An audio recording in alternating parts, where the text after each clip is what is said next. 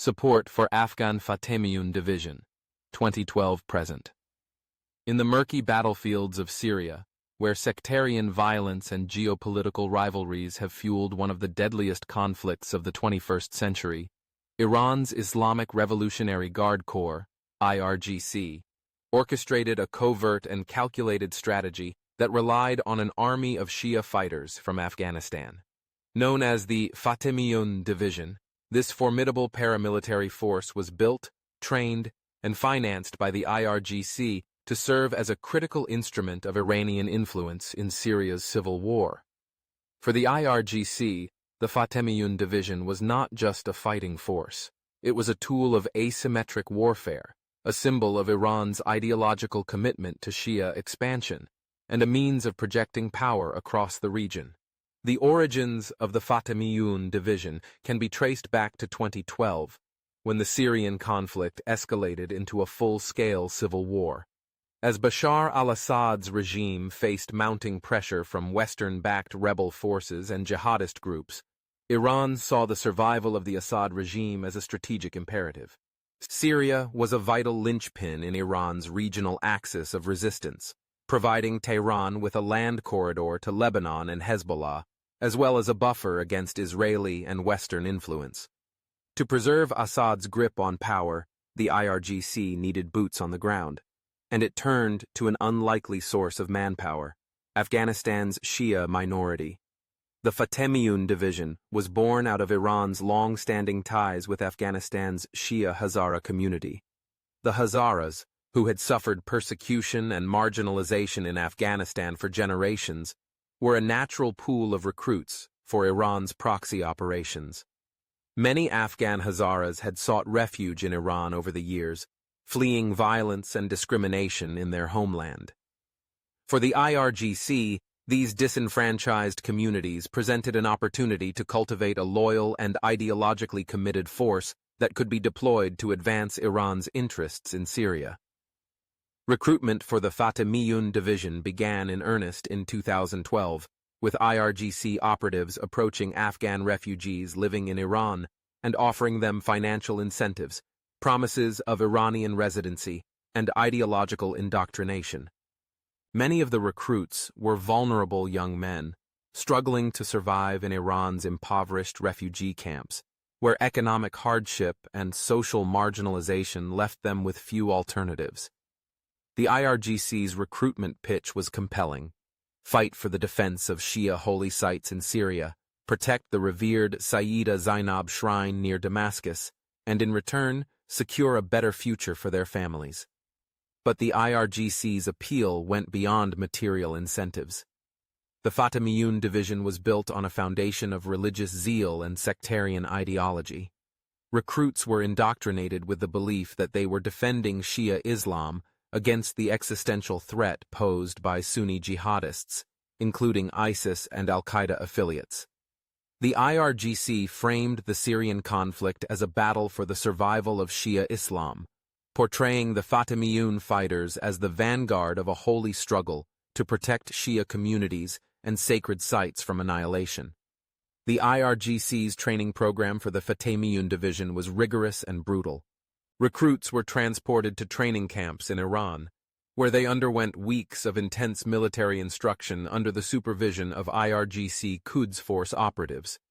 The training regimen covered urban warfare, guerrilla tactics, marksmanship, and explosives handling, preparing the recruits for the grueling and unforgiving conditions of the Syrian battlefield.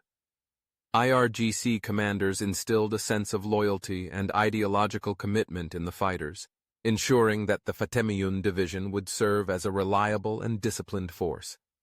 By 2013, the Fatemiyoun Division was fully operational, and its fighters were deployed to Syria to bolster Assad's embattled forces.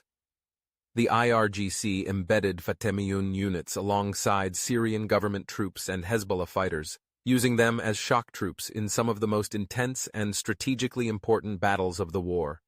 From the siege of Aleppo to the defense of Damascus, Fatemiyoun fighters proved to be a critical asset on the battlefield, enduring heavy casualties while securing key victories for the Assad regime. The Fatemiyoun division's contributions to Assad's war effort came at a steep price. Thousands of Afghan fighters lost their lives in the brutal urban warfare that characterized the Syrian conflict. Estimates suggest that as many as 2,000 to 3,000 Fatemiyoun fighters were killed in action, with many more wounded or missing. Despite the heavy losses, the IRGC continued to replenish the ranks of the Fatemiyoun division, recruiting new waves of Afghan Shia fighters to replace those who had fallen. The IRGC's reliance on the Fatemiyoun division was not just about bolstering Assad's military capabilities. It was also about advancing Iran's long-term strategic objectives. The deployment of Fatemiyoun fighters allowed Iran to minimize its own military casualties while maintaining a strong presence on the ground in Syria. It also enabled Iran to cultivate a loyal proxy force that could be used to extend Tehran's influence beyond Syria's borders. The IRGC's vision was not limited to defending Assad. It was about creating a network of Shia militias that could serve as a permanent and loyal extension of Iran's power across the region. As the Syrian conflict dragged on, the Fatemiyoun division's role expanded beyond the battlefield. The IRGC used the division as a tool of sectarian re-engineering, deploying Fatemiyoun fighters to areas where Sunni populations had been displaced and replacing them with Shia families, reshaping the demographic landscape of Syria to solidify Iran's influence. The Fatemiyoun division also served as a training ground for future Iranian proxy forces, with experienced Afghan fighters returning to Iran and Afghanistan, where they could be mobilized to advance Iran's interests in other theaters. The Fatemiyoun division's success in Syria did not go unnoticed by Iran's adversaries.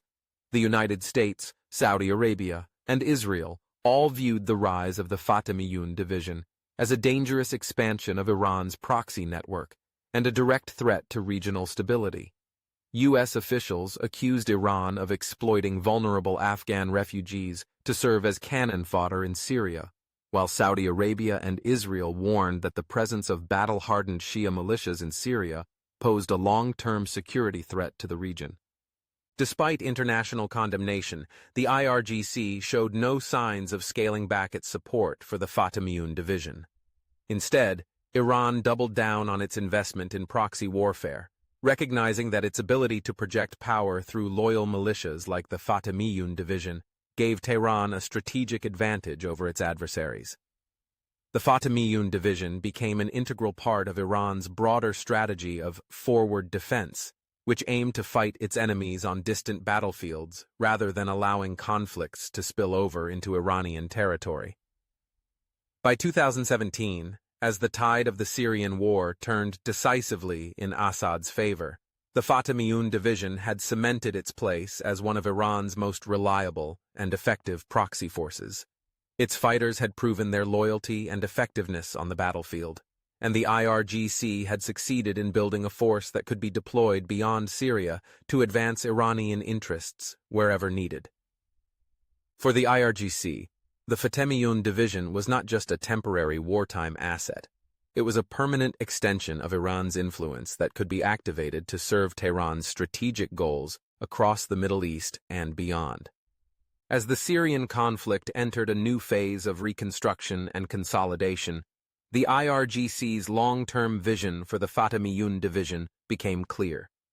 Iran had created a loyal and ideologically committed force that could be used to maintain its influence in Syria, counterbalance Sunni opposition, and serve as a bulwark against Israeli and Western intervention. The Fatemiyoun division was no longer just a militia. It was a symbol of Iran's ability to shape the outcome of conflicts, extend its reach, and cement its position as a dominant player in the region. For the IRGC, the Fatemiyoun division was not just a product of the Syrian war. It was a blueprint for future proxy operations, a model that could be replicated in other theaters to advance Iran's strategic ambitions. The legacy of the Fatemiyoun division was not confined to the battlefields of Syria.